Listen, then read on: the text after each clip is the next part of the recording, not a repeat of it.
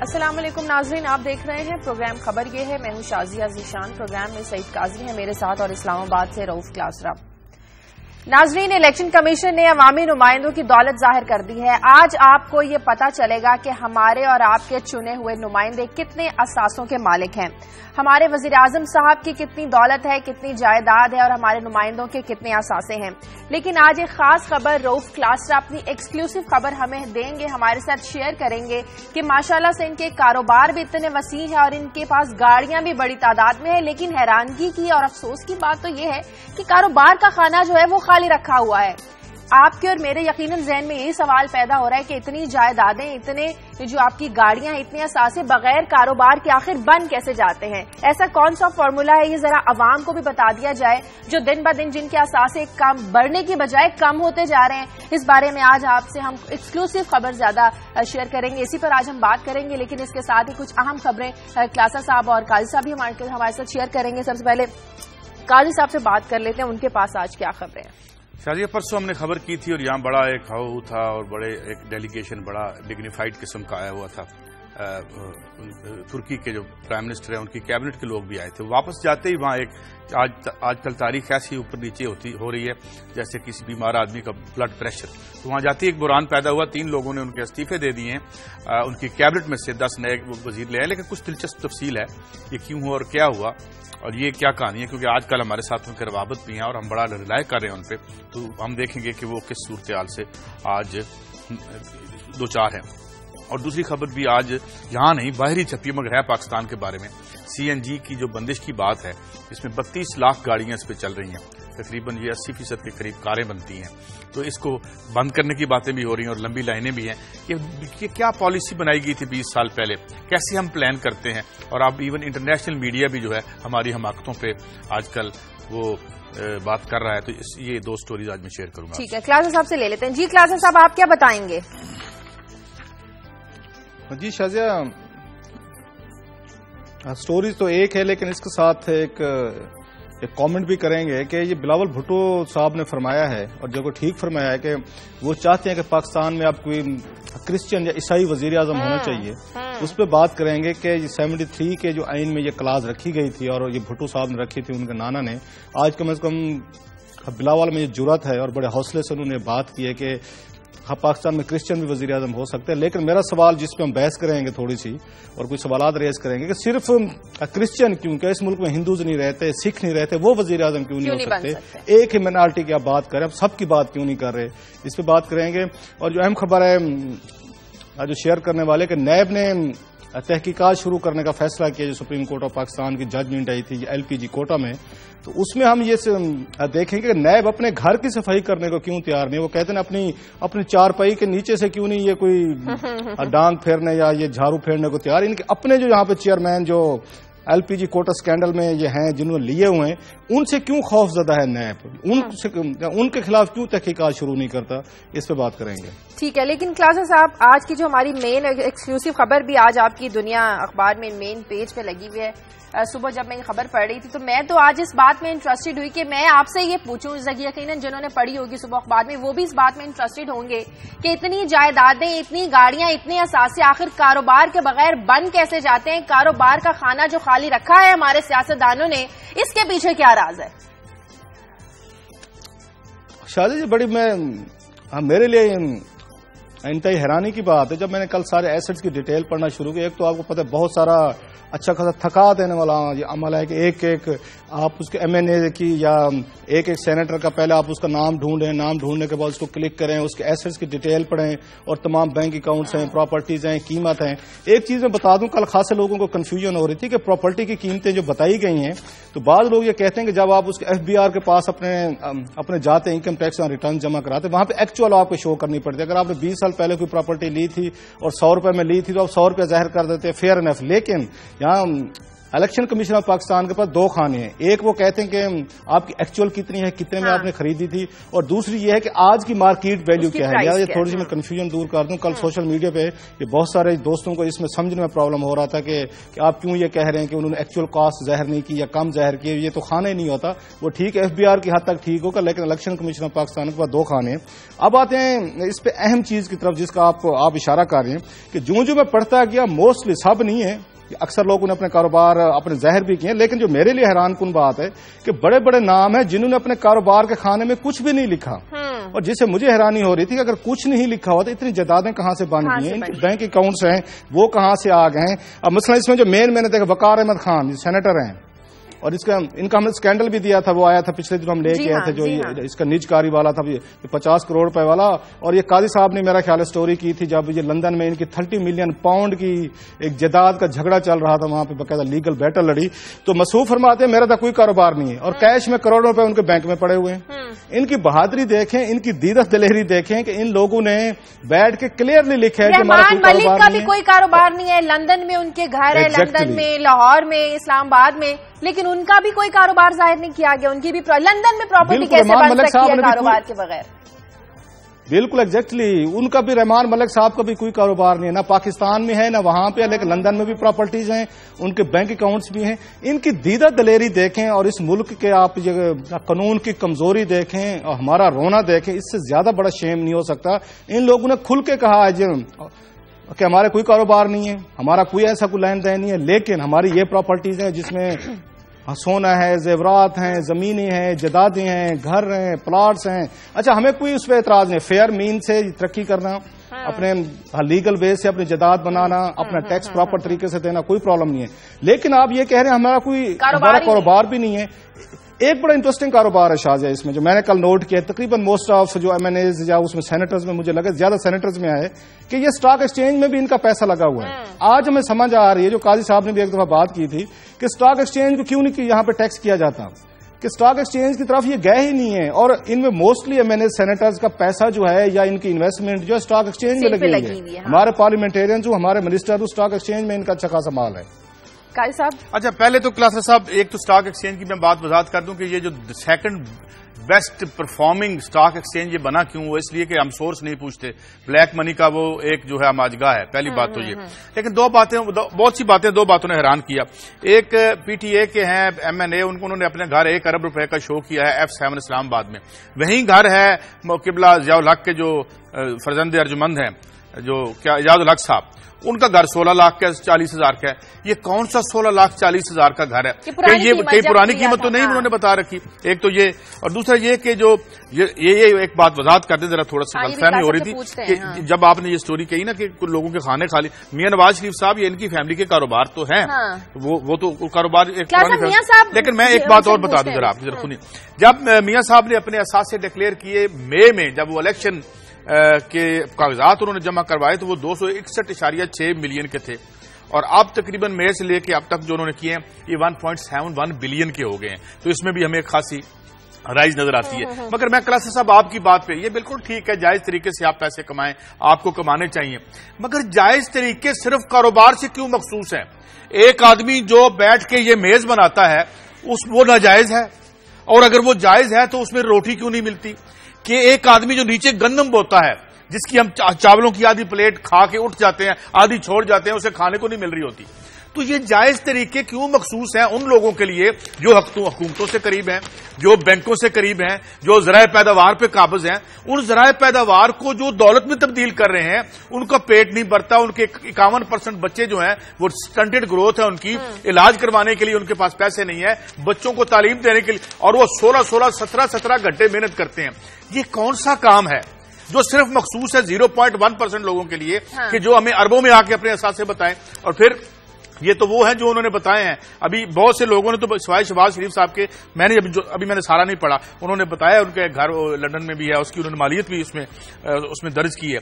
تو یہ صرف سارے نیک کمائیاں جو ہیں یہ اوپر تک ہی کیوں مخصوص ہے, اور نیچے کوئی کیا عذاب ہے زندگی کہ آپ 6,000 8,000 روپیہ سے 2,000 روپیہ بڑھاتے ہیں تو ہمیں پڑتا نہیں یہ تو خزانے پہ بڑا بہت. صاحب شریف برادران ہمارے جو پرائم منسٹر صاحب ہیں شہباز شریف صاحب, ان کے بھی کاروبار کے خانے خالی تھے, جبکہ سب جانتے ہیں ان کی شوگر ملز ہیں, ان کے کاروبار کاروبار ہیں, کسی سے ڈھکے چھپے نہیں ہیں. نہیں, میں نے یہ پہلے بھی کہا تھا, یہ شازیہ میں نے پہلے بھی کہا تھا, ہم سب کی نہیں بات کر رہے. میں نے اس میں سے بہت سارے ایسے دیکھے جنہوں نے کاروبار کا کھانا انہوں نے خالی چھوڑا ہوا ہے. ہم ان کی نہیں بات کر رہے, یہ نواز شریف صاحب کی یا شہباز شریف صاحب کی, کہ ان کے کھانے کھا لیے. جو میرے لیے حیرانی کی چیز جو میں نے کہا کہ جب میں نے ان کو آ کے چیک کرنا شروع کیا کہ یہ جو ایسٹس بن گئے ان کے اور کروڑوں اربوں روپے میں, تو ان کے سورسز آف انکم کیا ہیں؟ سورسز آف انکم ان کے بڑے انتہائی لمیٹڈ قسم کے ہیں جو میں بتا رہا ہوں. کچھ نے زرعی زمین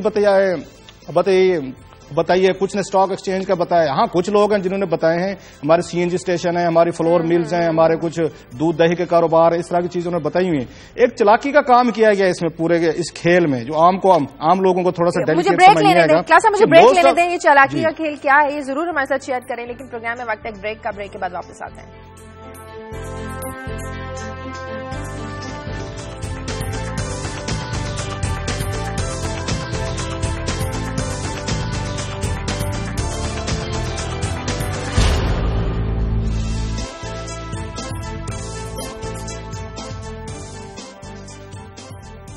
بریک کے بعد خوش آمدید. جی کلاسز صاحب, کیا چالاکی کا کھیل کھیلا گیا, کچھ بتانے والے تھے آپ؟ اس میں جو اہم کام کیا گیا, ایک تو جیسے میں نے کہا کاروبار کے بارے میں نہیں بتایا گیا کہ وہ کیا کاروبار کرتے ہیں. Mostly again I am repeating تاکہ کنفیوژن نہ ہو, کوئی سب کی نہیں بات کر رہا. دوسرا جو اس میں انہوں نے کام کیا کہ اپنی جائیدادیں جو ہیں اپنے بچوں کے نام پہ کی ہیں انہوں نے, لہٰذا آپ کو ایم این ایز ایون آپ کو ارب پتی بھی لگ رہے ہیں, پھر بھی ان کی جائیدادیں جو ہیں اپنے بچوں اور فیملی میں ڈسٹریبیوٹ کر چکے ہیں. کچھ نے تو قرضے بھی دیے, 2-3 بڑے انٹرسٹنگ کیسز ہیں. قرضے بھی دیے جی, کچھ نے اپنے بچوں کو قرض بھی دیا. جی, اپنے بچوں کو قرض نہیں دیا, قرض ہنسنا دیا. اسحاق ڈار صاحب جو ہیں انہوں نے 44 کروڑ روپے کے قریب جو اپنے بیٹے کو قرض ہنسنا دیا ہے. اب اس کی کیا ٹیکنیکل ان کے پاس کوئی ذہن میں ریزن, کوئی ٹیکس کا کوئی ایکسپرٹ بتا سکتا ہے کہ اسحاق ڈار صاحب جو ہیں انہوں نے 44 کروڑ روپے اگر اپنے بیٹے کو قرض ہنسنا دیا ہے تو اس کے پیچھے کیا ٹیکنیکل کوئی ریزن ہو سکتی ہے, کیا اس میں بچاؤ کا کوئی پیسہ بچانا چاہ رہے ہیں, کچھ انکم ٹیکس بچانا چاہ رہے ہیں. مجھے کیونکہ میں اس سے ایکسپرٹ نہیں ہوں ان کے ٹیکس لاز کا, لہٰذا مجھے نہیں پتا. دیکھنے والے کو اگر وہ سمجھدار بیٹھے تو وہ بتا سکتے ہیں کہ 44 کروڑ روپیہ آپ اپنے بیٹے کو شو کر رہے ہیں کہ ہم نے قرض ہنسنا دیا ہے. اچھا, اسپیکر یاد صادق صاحب جو ہیں انہوں نے اپنے بیٹے کو 20 لاکھ روپے کا قرضہ دیا ہوا کہ آپ بیٹا یہ لو اور کاروبار کرو. Fair enough. ساتھ میں ان کا بھی مجھے کاروبار نظر نہیں آ رہا کہ اسپیکر صاحب کیا کاروبار کرتے ہیں اور ان کے ایسٹس کہاں سے بنے ہیں, اور اچھے خاصے تگڑے ایسٹس ہیں ان کے اسپیکر صاحب کے. اچھا, بہت سارے یہاں پہ نوجوان جو یہ لاٹ ہے انہوں نے شو کرایا جی ہمیں والدین کی طرف سے تحفہ ملے ہیں, ہمیں والدین کی طرف سے پیسے ملے ہیں. سب دونوں کام ہو رہے تھے کہ والدین اپنی جائیداد جو ہیں ایم این ایز اور سینیٹر جو ہیں تاکہ اس کو کم سے کم ظاہر کیا جائے اور تھوڑے سے تھوڑا ظاہر کیا جائے. انہوں نے اپنی پراپرٹیز بھی ٹرانسفر کروائی ہیں جو ہمیں ریفلیکٹ ہو رہی ہیں ان کے بچوں کے, ان کے ایسٹس میں ریفلیکٹ ہو رہی ہیں. ایک قاضی صاحب ہمیشہ بات کرتے رہتے ہیں لینڈ ریفارمز کے حوالے سے کہ پاکستان میں فیئر اور نہیں ہو سکی. ان کی ایگریکلچر لینڈز میں سب سے بڑا جو مجھے نظر آ رہا ہے, ہو سکتا ہے اور بھی ہوں, مجھ سے اسکپ ہو گیا ہوں, وہ اسرار ظاہری صاحب ہیں. انہوں نے کہا ہے کہ ان کے پاس 52,000 ایکڑ زرعی زمین موجود ہے اسرار ظاہری صاحب کے پاس. اور میرا خیال یہ میڈیول دور کے فیوڈل تھے, وہ آج اپنی قبروں میں وہ پڑے ہوں گے, ان کو they might be getting jealous کہ پاکستان میں ابھی بھی کسی کے پاس 52,000 ایکڑ ہے. اگرچہ کہا جاتا ہے کہ سندھ میں جتوئی خاندان, ایون بھٹو خاندان اور دوسرے لوگ ہیں جن کے ان سے بھی زیادہ, ان سے ڈبل اور ان سے ٹرپل ہیں. ایک اور بڑا انٹرسٹنگ اس میں یہ سکندر بوسن صاحب کا میں دیکھ رہا تھا, انہوں نے کہا جی کہ میرے پاس یہ 100 تولے سونا ہے لیکن قیمت 6 لاکھ روپے ہے. تو وہ ہو سکتا ہے کہ جب انہیں 100 تولہ خریدا ہو آج سے پتہ نہیں 30-40 سال پہلے اس وقت اتنی قیمت ہو. اچھا کلاس صاحب ایک بات بتائیں, مجھے یہ بتائیں آپ کو لگتا ہے کہ یہ جو اثاثے انہوں نے بتائے ہیں اس کی یہ ایک درست ریپرزنٹیشن ہے ان کے اس معاشی عمال نامے کی؟ بالکل نہیں قاضی صاحب, ہرگز نہیں. جیسے آپ نے ابھی کہا اور میں حیران ہوا ہوں جو انہوں نے پراپرٹیز کی قیمتیں لاہور کے اور اسلام آباد کے گلبرگ کو, آپ گلبرگ سیکٹر کی لگی ہیں, اسلام آباد لاہور کا گلبرگ کی قیمتیں لگائی ہیں, بنگلے کی قیمت 85 لاکھ 75 لاکھ, اسلام آباد کے ایمن. مجھے تو میں تو کہتا ہوں 16 لاکھ والا بنگلہ مجھے لے دے, میں کہیں مانگ تانگ کے پیسے اکٹھے کر لیتا ہوں. وہ جو 16 لاکھ والا اعجاز الحق صاحب نے بتایا 20 لے لے مجھ سے. سر وہ 20 تو چھوڑیں, یہاں پہ میں کہتا ہوں کسی کا 2-4 کوئی ہوں گے سینیٹرز ایم این اے ہوں گے جنہوں نے F7 F8 میں کوئی 1-2-3 کروڑ روپے کی بتایا. ایون چودھری صاحب, یہ چودھری شجاعت حسین صاحب جو ہیں اسلام آباد میں سب کو پتا ہے F8 میں سب سے بڑی کوٹھی ہے, سب سے بڑا بنگلہ ہے, اس کا انہوں نے کہا جی میرا ہاف شیئر ہے, قیمت میرا خیال 85 لاکھ روپے لگائی گئی ہے. چودھری صاحب بڑے جنرل صاحب نے آج کی مارکیٹ ویلیو نہیں بتائی ہے, جب انہوں نے خریدے تھے چند سالوں پہلے 25-30-40 سال پہلے تب کی قیمتیں بتائی ہوئی ہیں. نہیں شاہجہاں پھر تو یہ جھوٹ بول رہے ہیں، پھر تو فارم پورے پراپر فل نہیں کیے جا رہے، فارمز میں کلیئرلی لکھا ہوا ہے. اچھا کلاسر صاحب ایک بات ہے، مان لیتے ہیں آج کی قیمت کیا ہے، وہ آج کی قیمت یہ جو شازیہ نے سوال اٹھایا، ایک مان لیتے ہیں ہم کہ جی چلیں یہ ٹھیک ہے ریپرزنٹیشن. ابھی جو ہم نے سوال اٹھایا کہ اس ملک کے عوام کے کیا اثاثے ہیں، یہ بھی تو ذرا غور کر لیں، کیونکہ جن کو یہ ریپرزینٹ کرتے ہیں، جن کے ووٹوں سے یہ اوپر جاتے ہیں، اب اگر ہم سارے فگر جو ہم دیتے رہتے ہیں اگر ہم ان کو سامنے رکھ لیں ان کے تو کم ہو رہے ہیں، تو ان کے اثاثے میں کیا ہے؟ مرض ہے جس کا علاج کوئی نہیں ہے، بچے ہیں 3 کروڑ جو باہر بیٹھے ہوئے ہیں ان کے پاس سکول نہیں ہے. بلوچستان کی ہم نے سٹوری کی تھی، 3.5 یا 6 ملین بچے ہیں، 1.5 ملین بچوں کے لیے سکول ہے، باقی لوگوں کے لیے نہیں ہے. ایک سکول کے بارے میں ہم نے بتایا جو کوئٹہ کے اندر ہے جہاں 2500 بچے پڑھتے ہیں، وہاں کوئی جو ہے وہ واش روم نہیں ہے بچیوں کے لیے. اور اچھا یہ جو بودھ ہے اگر آپ اس میں غور کریں، اور پھر میں اگر اور بھی شامل کر دوں کہ 51% بچے ہیں اس ملک کے سٹنٹڈ گروتھ والے، 25 لاکھ نوجوان آتے ہیں ہر سال جاب مارکیٹ میں کلاسر صاحب، جن میں سے آدھے جو ہیں وہ بیچارے جوانی میں بوڑھے ہو چکے ہوتے ہیں کیونکہ آدھے بچوں کی سٹنٹڈ گروتھ ہے. یہ جو بودھ ہے، یہ فرق جو ہے جسے ہم پوائنٹ آؤٹ کرتے ہیں، یہ آپ کو کیا لگتا ہے یہ کیا ہے؟ یہ کون سی 2 دنیایں ہیں، اور کیا اس دنیا کا دروازہ اس ملک کے عوام کے لیے کھلے گا جہاں اتنے بنگلے اور کوٹھیاں اور دولت ہے؟ آپ نے میڈیکل فیسلٹیز کی بات کی ہے. ابھی تک ایک سوال یہاں پہ پوچھا گیا کسی کوئی مہربان، کوئی MNA کی مہربانی اس نے پوچھ رکھا ہے کہ یہ بتائیں یہ جو یہاں پہ سینیٹرز رہے ہیں، MNAs رہے ہیں، ان کے میڈیکل بلز کتنے ہیں پچھلے 5 سالوں کے؟ ابھی تک وہ نہیں دے رہے. 6 مہینے سال ہو گیا. وہ یہ پچھلے اسمبلی میں بھی سوال آیا تھا، اب بھی ڈلا ہوا ہے، اس کی ڈیٹیل نہیں بتا رہے. اور آپ حیران ہوں گے اگر یہ لسٹ سامنے آ گئی کہ یہاں کروڑوں اربوں روپے کے میڈیکل انہوں نے بلز اور دوائیاں لے رکھی ہیں. یہ جو غریب ہیں بیچارے، جو ہمارے جو کیا یہ بہت بیمار رہتے ہیں؟ نہیں تو کیا بہت بیمار رہتے ہیں؟ یہ بیمار بھی ہوتے ہیں بیچارے. نہیں بیمار تو خیر ہر انسان ہو جاتا ہے، اور اس میں کوئی حرج نہیں ہے. ایون ان لوگوں نے بیٹھ کے غیر ملکی علاج انہوں نے کروائے ہیں. یہ فمیدہ مرزا صاحبہ کا میں خود بتا چکا ہوں، 40-50 لاکھ روپے امریکہ میں ان کے ٹریٹمنٹ پہ خرچ ہوا تھا. اچھا باقی MNA جو ہیں اپنی فیملیز کا بھی ان کو ٹریٹمنٹ ہے، اپنے نوکروں کا بھی کرواتے ہیں، اپنے ڈرائیوروں کا چلیں ان کا بھلا ہو جاتا ہے، ان کی دوائیں وغیرہ بھی ان کے بل سے آتے ہیں. اور بعض پہ الزامات لگتے رہے ہیں ماضی میں کہ جناب یہ تو وہاں سے دوائیں لے کے کوئی باہر بھی کوئی بیچ بچا، اس طرح کی ان کی آپس میں چیزیں چلتی رہی ہیں. آپ ایک اور بات مانیں گے قاضی صاحب کہ یہ سلیم مانڈی والا صاحب وزیر خزانہ رہے ہیں، ان کے کھانے میں بھی کاروبار کا کوئی ذکر نہیں ہے. مطلب میں حیران ہوتا ہوں تو پھر یہ کیسے کہاں تک پہنچ گئے؟ چلو میں ساتھ لکھ دیا کریں نا، سیاست لکھ دیا کریں. میرا یہ ساتھ وہ کہہ رہے ہیں کاروبار کا کھانا، سیاست لکھ دیا. اچھا میرا ایک اور سوال، آج چونکہ سیگمنٹ میں ہم نے آپ کی سٹوری پہ بات کرنی ہے، آپ زیادہ بولیے گا. یہ بتائیں کل شام سے میں ایک بحث دیکھ رہا تھا، ادھر سے یہ سٹوری دیکھ رہا تھا میں، اور بحث کیا ہو رہی تھی کہ قائد اعظم سیکولر تھے یا قائد اعظم جو ہیں وہ ایک اسلامسٹ تھے. اچھا یہ کیا ہم ان سیاستدانوں کو تو ہم کہتے ہیں یہ ایشوز ہیں، اب ہمارے ڈسکس کرنے کے سیکولرزم کی قبر بن گئی انڈیا میں. کانگریس کا آپ نے حالت دیکھ لی، ویسٹ میں بیٹھ گیا. ہم یہ نہیں کہتے کہ اس ملک کے لوگوں کے کیا رائٹس ہیں. قائد اعظم کیا اس ملک کا جو ایک عام آدمی ہے اس میں اور اس کے ریپرزینٹیٹو میں اتنا بڑا سماجی اور معاشی بوجھ دیکھنا چاہتے تھے یا نہیں دیکھنا چاہتے تھے؟ کل مجھے یہ ساری آپ کو بریک کال بھی لینی ہے. اچھا میں یہ کہہ رہا میں کلاسر صاحب یہ کہہ رہا تھا کہ ہم سیاستدانوں کو بھی کرتے ہیں، ہم کیا خود نااہل ہو چکے ہیں وہ بحثیں کرنے کے لیے جو ریلیونٹ ہے اس ملک کے عوام سے؟ ہم کیا نہیں بات کر سکتے کہ 73 کے آئین میں ایک عام آدمی کے کیا رائٹس تھے، قائد اعظم کی جو انٹیگریٹی تھی؟ اور پھر ہم یہ بات نہیں کر سکتے کہ کیا قائد اعظم چاہتے تھے کہ ہر نوجوان کے سر پہ بے روزگاری کی تلوار لٹکتی رہے؟ تو یہ کیا بحثیں کرتے ہیں؟ اس پہ بھی ذرا آپ کمنٹ کریں، کیونکہ کل میں جہاں گیا میں نے دیکھا کہ یہی ایک آرگومنٹ چل رہا ہے، نہ جانے یہ کتنا بڑا مسئلہ ہے ہمارا. یہ قاضی صاحب میں تھوڑا سا آپ سے ڈفر کرتا ہوں. میرا خیال ہے یہ امپورٹنٹ مسئلہ ہے. آپ نے کہا نا کہ سیکولرزم کی قبر بن گئی انڈیا میں یا یورپ میں، تو ان ملکوں کے بارے میں کیا خیال ہے؟ ہم ان میں سے ایک ہے جنہوں نے مذہب کے نام پہ پالیٹکس کی ہے.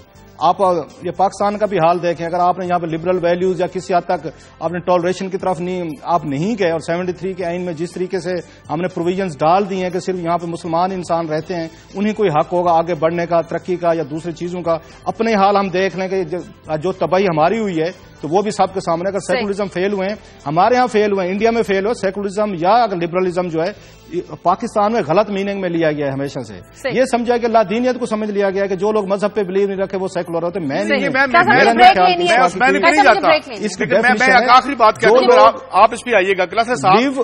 جو لوگ لیو اور لیٹ لیو پہ بلیو کرتے ہیں وہی میرا خیال سیکولرزم کی طرف جاتے ہیں. مجھے بریک لینے ہماری سوسائٹی بھی کچھ زیادہ پرفارم نہیں کر سکی اگر ہم نے مذہب کو ڈال دیا ہر چیز میں. ناظرین پروگرام میں وقت ہے ایک بریک کا، بریک کے بعد واپس آتے ہیں.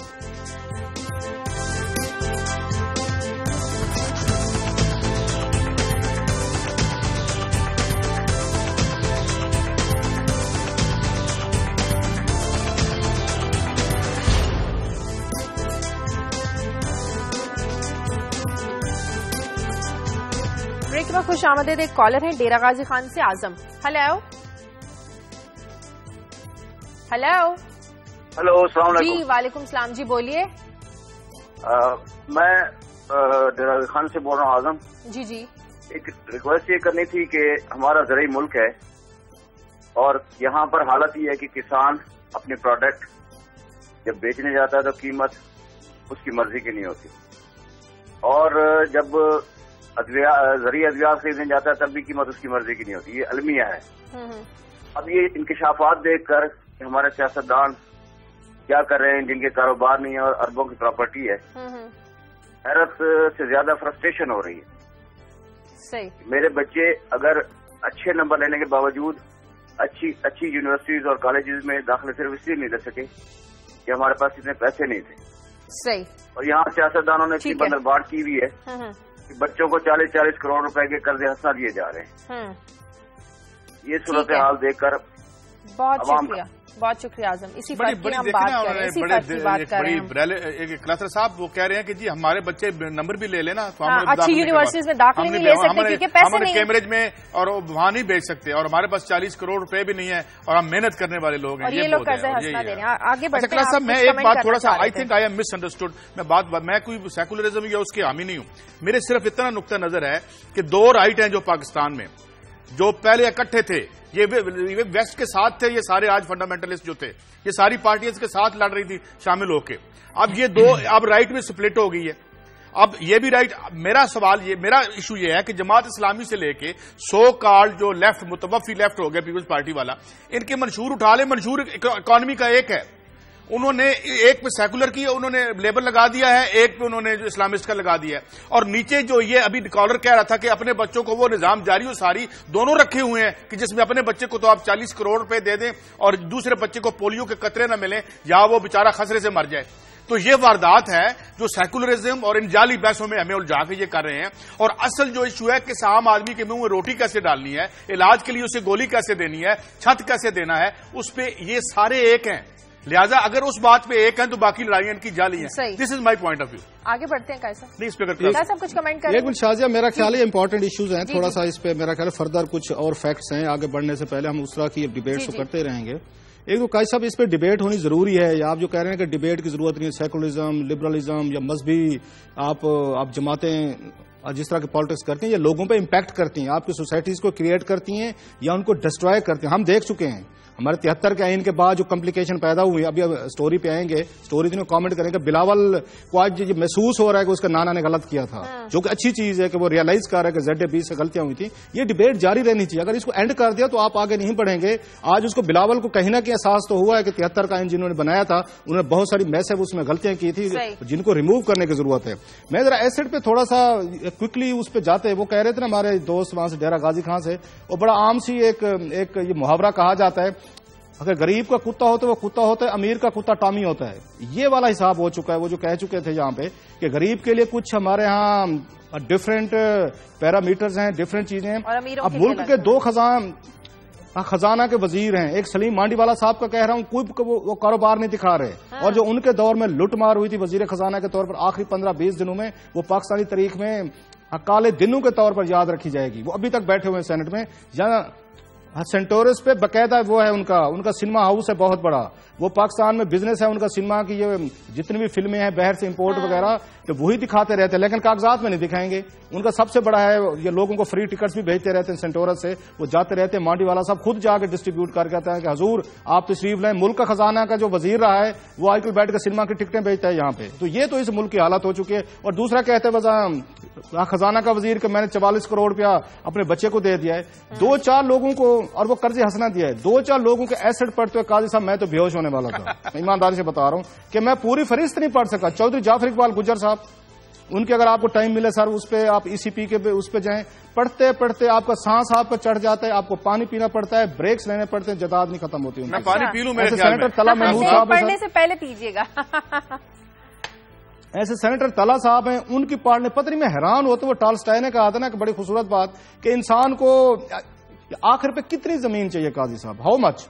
کوئی 6 گز وہ کہتے ہیں نا کہ آپ کو یہ قبر کے لیے چاہیے. اچھا بعض لوگ کہتے ہیں 6 فٹ کی بات کرتے ہیں, جب وہ 6 گز کی بات کر رہے تو پوری قبر کا وہ بات کر رہے ہوتے جو ٹوٹل اس کی سپیس. اچھا دستی کے پاس کوئی جائیداد, جمشید دستی کے پاس کوئی جائیداد نہیں, یہ بھی حیرانگی کی بات نہیں. آپ اگر یہ شازیہ اگر ریگولیٹری باڈی کی بات کرتے رہتے ہیں قاضی صاحب اکثر, جو ہم بھی کرتے رہتے ہیں کہ ریگولیٹر جہاں پہ ویک ہے, ابھی ہمارے وہ ڈیرہ غازی خان والے کہہ رہے تھے کہ کسانوں کے ساتھ زیادتی ہوتی ہے, یہاں پہ اینگرو اور فوجی فرٹیلائزر نے 10 ارب روپے کا انہوں نے لوٹا ہے کسانوں سے, انہوں نے کھاد کی قیمتیں جیلی کر کے انہوں نے. وہ تو اسد کیسر صاحب نے آپ کو لائیو پروگرام میں کہہ دیا نا جی کہ فیصلہ بڑا غلط ہوا تھا, ان کی مرضی کے خلاف ہوا تھا. سر وہ ماشاءاللہ وہ فرما رہے تھے, وہ تو خیر ان کا point of view, Asad Umar صاحب کا point of view. Asad Umar صاحب کے دور میں کام ہو رہا تھا کہ یہ وہاں سے سبسڈائز گیس بھی لے رہے تھے, ان کو سستی سبسڈائز نہ ہونے کے برابر, مطلب پیسے نہ ہونے کے برابر گیس بھی مل رہی تھی, اس وعدے پہ کہ آپ کسانوں کو سستی کھاد دیں گے. انہوں نے حکومت سے گیس بھی لی, فوجی فرٹیلائزر نے, اینگرو نے لی, اور کسانوں کو بھی لوٹا انہوں نے, جس پہ ان کو کمپٹیشن کمیشن آف پاکستان نے ان کو جرمانے کے 10 ارب روپے کے عدالتوں سے اسٹے لے لیے. ایسے JGVL میں LPG پہ انہوں نے لوٹا لوگوں کو, یہاں پہ سلنڈر کی قیمتیں. آپ کا میرا اختلاف کہاں ہوا, آپ کا میرا کوئی اختلاف, اس کام پہ سب کا اجماع ہے. ایک یہ جو واردات ہے اس میں سب ایک ہیں, باقی آپ نے لیبل علیحدہ بنا دیے جی, میں لیفٹ کی پارٹی ہوں, میں سینٹر کی پارٹی ہوں, میں رائٹ کی پارٹی ہوں, آپ سب مال کی پارٹی. کوئی خوف نہیں ہے قاضی صاحب, ان کو عدالتوں کا کوئی خوف نہیں ہے. جو بڑے بڑے لوگ ہیں عدالتوں سے اسٹے لے لیتے ہیں.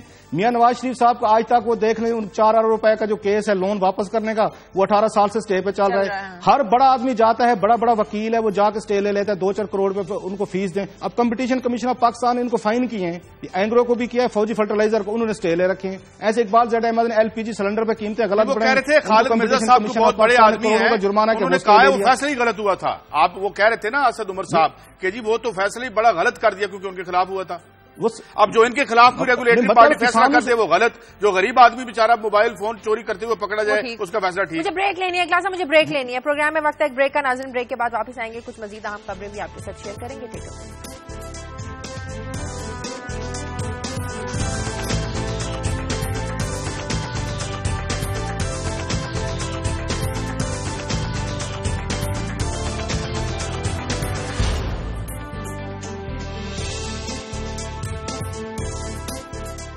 بریک کے بعد خوش آمدید. جی قاضی صاحب آپ کی خبروں کی طرف آتے ہیں. جی شازیہ میں یہ بات کروں گا. کلاسر صاحب بڑی انٹرسٹنگ خبر ہے, اور تقریباً تمام جو میڈیا کے آؤٹ لیٹس ہیں ویسٹرن, ان کی لیڈ سٹوری چل رہی ہے. جی جب واپس گئے ہیں اپنے اردوان صاحب وہاں پہ, تو وہاں پہ ان کے جو 3 منسٹر ہیں انہوں نے استعفے دے دیے ہیں, اور وہ اس لیے استعفے دے دیے کہ ان کے بچے گرفتار ہو گئے ہیں. ان کے گھر چھاپے پڑے اور جوتوں کے ڈبوں میں $45 ملین ملے ہیں, اور وہ مبینہ طور پر جو کنسٹرکشن کے ٹھیکے دیے گئے اس پہ ان کو پکڑائی ہوئی.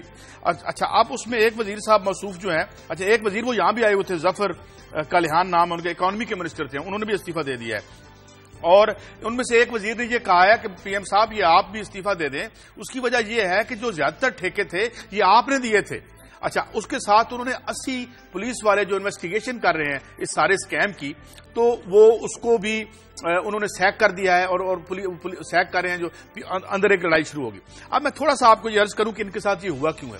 ابھی آپ لیبیا کا ذرا پس منظر ذہن میں رکھیے گا. انہوں نے ملک میں تقریباً $36 بلین سے زائد کی نجکاری کی ہے.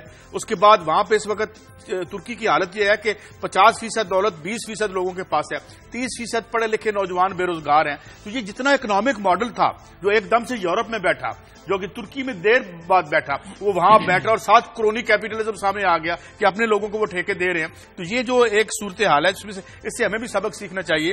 انہیں کہا جاتا تھا انہوں نے $23 بلین کا قرضہ اتارا IMF کا, مگر دیگر کو 160% بڑھا دیا دیگر انسٹیٹیوشن سے, اور قومی قرضہ بھی بڑھا دیا. تو یہ جتنی تیزی سے وولٹیلٹی ہمیں نظر آ رہی ہے, جو ہم سٹوری یہاں کر رہے تھے, چند دن پہلے آپ نے دیکھا تھائی لینڈ جو ہے کیسے ارپٹ ہوا, تو ایک کے بعد دوسرا ملک ارپٹ کر رہا ہے, اور because of this economic model میرے خیال میں ہمیں اس سے بچ کے چلنا چاہیے. آپ کمنٹ کر دیں اس پہ, یا پھر آپ کی سٹوری پہ چلتے ہیں. جی کلاس صاحب.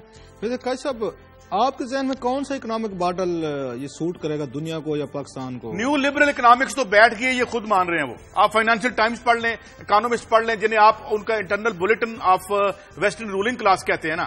یہ جو 1980 میں ریگن اور تھیچر لے کے آئے تھے اور جس پہ ہم عمل کر کے آج نہ ہمارے پاس بجلی ہے نہ خزانے میں پیسے ہیں، یہ ہمارے ساتھ. میں سمجھ گیا آپ کی بات، میں قائد صاحب سمجھ گیا آپ کی بات. میں پوچھ رہا ہوں اب کیا ہونا چاہیے؟ چلے یہ نظام تو فیل ہو گیا، پہلے تو یہ طے کر لینا کہ یہ نہیں ہونا چاہیے. یہ تو پہلے یہ طے کر لیں. دوسری بات یہ کہ یہ جو آپ نے یہ کہا تھا کی کہانیاں سناتے رہتے ہیں نا سر. میں آپ سے پوچھ رہا ہوں جب میں ریپلیسمنٹ ہوتی آپ کا خیال ہے کیا ہونا چاہیے؟ میں آپ کو یہ عرض کر رہا ہوں کہ آپ کے پاس پلانڈ اکانومی ہونی چاہیے. آپ نے منصوبہ بندی ختم کر کے تو یہ کہہ دیا کہ حکومت جو ہے وہ صرف ریگولیٹ کرے گی ان کو، اور وہ ریگولیٹ نہیں کر رہی تھی. آپ کا کوئی منصوبہ نہیں ہے. آپ نے پہلے 1951 میں 5 سالہ منصوبہ بنایا تو ریاست کا عمل دخل معیشت سے ختم کر کے کارٹل جو بنائے ہیں ان کارٹل کو ریاست توڑے، نیشنلائزیشن کرے اور ان اداروں کی نیشنلائزیشن کرے جیسے لیٹن امریکہ میں ہو رہی ہے، جیسے میں ایوا موریلس کی بات کرتا ہوں، جیسے میں رافیل کرویا کی بات کرتا ہوں، جس طرح ارجنٹینا میں اب الیکشن جیت کے آئی ہے کرچنر وہ کر رہی ہے، ایون برازیل اس کے بارے میں سوچ رہا ہے. تو یہ جو ماڈل تھا کہ یہ بڑی نیک ایک بزنس کلاس ہے جو ریاست کی معیشت کو چلائے گی، یہ خواب ٹوٹا ہے امریکہ سے لے کے ایون افریقہ تک. تو اس ماڈل کو بدلنا پڑے گا. لیکن قائد صاحب ہم نے پاکستان میں نیشنلائزیشن بھی کر کے دیکھی ہے. نہیں کی نا سر، نہیں کی، وہ ادھوری تھی. بس چلیں جتنی ہوئی وہ بھی کافی تھی میرا خیال ہے. وہ ہمارے سامنے جو اس کا امپیکٹ آیا، میں آپ کو اس پہ ان باتوں پہ میں آپ سے اگری کرتا ہوں کہ بہت ساری ریاست کو ذمہ داری لینی چاہیے، ایجوکیشن کی لینی چاہیے، ہیلتھ کی لینی چاہیے. آپ اور ایشوز ہیں بہت سے لا اینڈ آرڈر ہیں ان کی لینی چاہیے، جو لوگوں کو بیسک ان کی نیڈز ہیں ان کی کرنی چاہیے. پاکستان اسٹیل ملز کو دیکھ لیں، حالانکہ یہ تو نیشنلائزڈ نہیں تھی پہلے سے. نیشنلائز نہیں ہے، یہ بیوروکریٹائزڈ ہے. ایک تھوڑا سا ہمیں لوگوں کو بتانا چاہیے. نیشنلائز اس دن ہوگی جس دن وہاں مزدوروں کی الیکٹڈ یونین جو ہے ان کو چلائے گی. اگر آپ اوپر سے بیوروکریٹ جیسے آپ یہ خیر چیزیں قائد صاحب یہ لمبی بحث ہو جائے گی کہ یہ چیزیں وہ جو جنہوں نے ہم نے وہاں پہ دیکھا آخر الٹیمیٹلی ان کو اسی طرف جانا پڑا ہے. ہم نے رشینز کو بھی دیکھا ہے، ایون چائنیز کو بھی دیکھا ہے، کیوبنز میں جا کے ریفارمز وغیرہ کیے. لیکن جو کامیابی تھی میرا خیال ہے جو ہمارے ہاں نہیں ہو سکی، یا نیشنلائزیشن کا بھی ہم نے امپیکٹ دیکھا وہ نہیں ہوا. ہمارے حکومتی ادارے سارے بیٹھ گئے ہیں. اب جیسے اسٹیل ملز کا میں کہہ رہا تھا کہ حکومتی ادارہ ہونے کے باوجود اربوں روپے کا نقصان خسارے ہر سال اب تنخواہیں دی جا رہی ہیں. وہ سوشل نیشنلائزیشن ہمارے یہاں کام نہیں کر سکے. وہ نیشنلائزیشن نہیں تھی. نہیں قائد صاحب میں یہ کہہ رہا ہوں جو پاکستان میں ہوئی ہے جتنی حد تک ہوئی اس میں بھی نقصان ہوا، اس میں بھی نقصان ہوا. ڈیفینیٹلی حکومت کا ادارہ تھا وہ تو نیشنلائز وہ آلریڈی نہیں ہو سکتا تھا، وہ پرائیویٹائز ہو سکتا تھا جو کہ ہونے والا ہے. اور بہت سارے ادارے جن کو پرائیویٹائز کہہ رہے ہیں. جو ہمارے یہاں فیلئرز ہوئے ہیں آپ بالکل ٹھیک کہہ رہے ہیں کہ ریگولیٹر یہاں پہ کرپٹ ہوا ہے. ریگولیٹر یہاں پہ وہ مل گیا ہے، انہی کے ساتھ چوروں ڈاکوں کے ساتھ مل گیا ہے. اگر ریگولیٹر آج آپ کا پاورفل ہوتا تو ان کو ضرورت ہوتی یہ اس کو. سر وہ ترکی میں بھی مل گیا ہے، وہ یورپ میں بھی مل گیا ہے. میں وہی کہہ رہا ہوں یہاں پہ MPs MNAs یا وزیروں کو ضرورت ہوتی کہ اپنے ایسٹ اس طرح یہ ڈکلیئر کرتے اور غلط ڈکلیئر کرتے اور ان کی انڈر ویلیویشن کرتے. اگر ہمارا اچھا یہاں پہ آ کے پرفارم کرتے، جیسے ہم نے کہا کمپٹیشن کمیشن آف پاکستان نے اینگرو کو اور فوجی فرٹیلائزر کو جرمانے کے 10 ارب روپے وہ عدالت نے روک دیے. انہوں نے JGVL کو کیے، عدالت نے روک دیے اور 6 سال سے عدالت میں کیس پڑا ہوا کیونکہ اسٹے کس نے لیا؟ اعتزاز احسن صاحب وکیل ہیں ان کے، انہوں نے اسٹے لیا. اب کون جج جرات کرے کہ ان کے اسٹے کو ویکیٹ کرے؟ تو یہ وہ ایشوز ہیں. آپ ٹھیک کہہ رہے ہیں کہ اگر ریگولیٹر یہاں پہ پاورفل ہوتا پاکستان میں جو نہیں ہے تو یہ مسائل نہ ہوتے کہ آپ بڑے آدمی کو بھی سزا دیں جو مجھے ملنی چاہیے، مجھے جو ملنی چاہیے وہ دوسرے کو ملنی چاہیے. وہ کام نہیں ہوا. آپ اندازہ کریں امین فہیم جو ہیں وہ اپنے ایسٹ میں ڈکلیئر نہیں کرتے کہ میری ٹوٹل ایسٹ کی ویلیو کتنی ہے. چودھری نثار علی خان صاحب اتنے وہ دبانگ ہیں، انہوں نے ایسٹ کا ڈکلیئر نہیں کیا. اتنی بڑی پراپرٹی شو کی ہے، انہوں نے کہا جو کرنا ہے کر لے، میں نہیں کرتا، میرے پاس کتنے قیمت نہیں بتائی انہوں نے بھی. تو ریگولیٹر بھی کہ آپ کا ٹھیک ہے. آگے بڑھتے ہیں کلاس اسی وجہ سے اکانومی ہماری تباہ ہو رہے گی. بلاول کی خبر ہم آپ شیئر کریں گے کہ بلاول نے جو کل میسج دیا ہے ٹویٹر پر کہ ان کی خواہش ہے کہ مسیحی کوئی ملک کا وزیر اعظم بنے. لیکن وہی آپ والا سوال بڑا ویلڈ کہ کوئی ہندو کیوں نہیں، کوئی سکھ کیوں نہیں.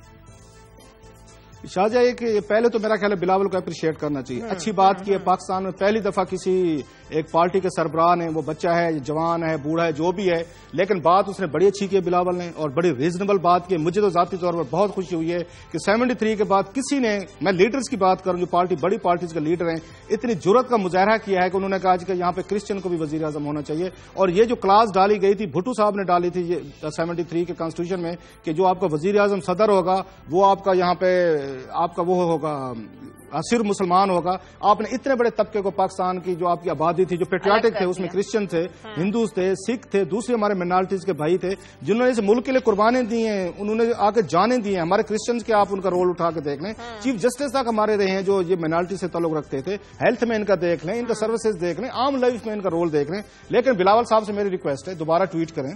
اس طرح صرف کہتے ہیں نا کہ صرف کرسچن وزیر اعظم ہونا چاہیے, میرا خیال اٹس ناٹ فیئر. بہت اچھی بات کی ہے, انہیں لابنگ کرتی رہنی چاہیے, انہیں اپنی پارٹی کے اندر آ کے بات کرنی چاہیے, دوسری پارٹیز کو ساتھ ملانا چاہیے, آئین میں تبدیلی لانی چاہیے. لیکن یہ زیادتی ہوگی اس ملک کے ان ہندو بھائیوں کے ساتھ, ان ہمارے سکھوں کے ساتھ یا دوسرے جتنے بھی ہمارے یہاں پہ جو مائنارٹیز کے لوگ ہیں, یہ ڈسکرمنیشن نہیں ہونی چاہیے. آئین آپ کو کلیئرلی کہتا ہے. اچھا آئین کا تضاد دیکھ لیں, جنہوں نے آ کے 73 کا کانسٹیٹیوشن بنایا, ایک طرف انہوں نے کلاس ڈال دی کہ آئین کسی کے ساتھ آ کے ڈسکرمنیٹ نہیں کرے گا, کوئی امتیازی سلوک نہیں ہوگا. پھر آپ نے امتیازی سلوک تو کر دیا, آپ نے کہا جی ہندو سکھ اور یہ کرسچن مسلمان کے علاوہ تو کوئی وزیر اعظم نہیں بن سکتا. اب ڈسکرمنیشن تو ہے, یہ کنٹراڈکشن ہے آئین کی جس کو ریموو کرنا چاہیے. لیکن بلاول صاحب نے اچھی بات کی ہے, وی اپریشیٹ اٹ پرسنلی, میں ان کو اپریشیٹ کرتا ہوں. لیکن ڈسکرمنیشن یہ بھی کر کے آپ کو بھی سیکنڈ کرتا ہوں, میں آپ کو اپنے ٹویٹ کو دوبارہ کریں. لاسٹلی سر اپنے ٹویٹ کو دوبارہ کریں, اس میں کرسچن کے ساتھ وہ ہندو سکھ اور دوسری مائنارٹیز کی بھی شامل کریں. وہ ہندو ہو سکھ ہو پاکستان کی کسی مائنارٹی کا ہو, اس کا حق ہونا چاہیے آئین میں بدل, مگر وہ ملازم IMF کا نہ ہو, اس ملک کے عوام کا نمائندہ ہو. وہ 1% کا نمائندہ نہ ہو, اس ملک کے 99% عوام کو کرے, مذہب اس کا کچھ بھی ہو, انہیں بدل دینا چاہیے. صحیح, پروگرام کا وقت اگر میننگ فل چینج چاہیے. بڑی اچھی بات کی ہے قاضی صاحب نے. اسی اچھی بات کے ساتھ پروگرام کا جو ہم کلوز کرتے ہیں, پروگرام کا وقت ختم ہو گیا ہے. قاضی صاحب کلاس صاحب ناظرین پروگرام کے لیے آپ ہمیں فیڈ بیک دیجیے. خبر@دنیا TV پر اجازت دیجیے ہمیں. اللہ حافظ.